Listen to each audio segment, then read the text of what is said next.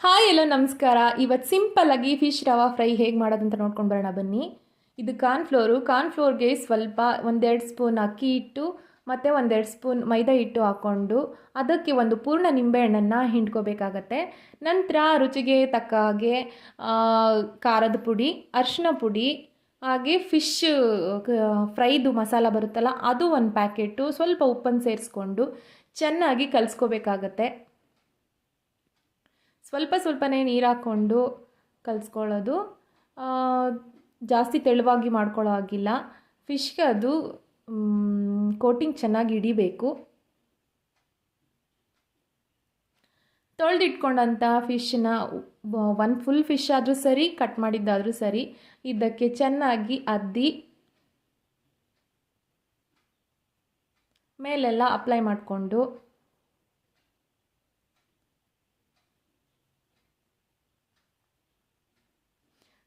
ಸೀದಾ ರವೆಯೊಳಗೆ ಅದ್ಕೊಂಡು